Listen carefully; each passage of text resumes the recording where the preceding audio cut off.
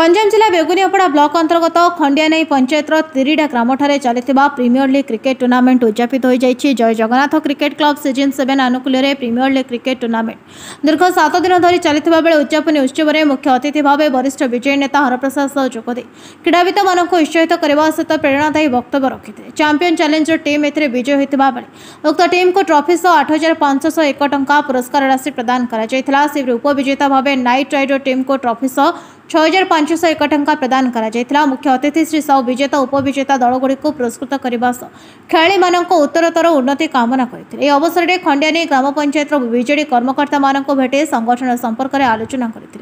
आगामी दिन पर सुसंगठित रहा परामर्श देते। वरिष्ठ विजय नेता हरप्रसाद साहू अन्य नीलांचल साई राजकुमार नायक रवींद्र प्रधान समेत कर्मकर्ता मान उपस्थित थे।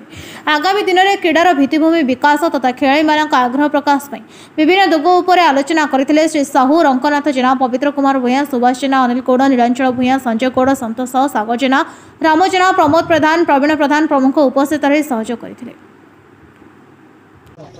आम तिरिडा ग्रामर जो युव समाज तांकर चेष्टा रे ये जो क्रिकेट टूर्नामेंट आज होईछि ये समस्त गोटे प्रेरणार दिन निश्चित हम आग को खेलकूद आरंभ कर स्वास्थ्य रक्षा करवा गाँव सबु प्रकार गाँव सहयोग करवा सबु युवक मानकर दायित्व ये माध्यम आज बहु युवक एकाठी होती तुम्हें माने ही आज दिन में तुम्हें माने ही अंचल को आग को नब तेणु समस्ते समस्त भितर भाईचारा रखी केमती आग को जीवा तार संपूर्ण व्यवस्था करने समस्ते सहयोग करेंगे, ग्रामवासी सहयोग करेंगे, पंचायतवासी।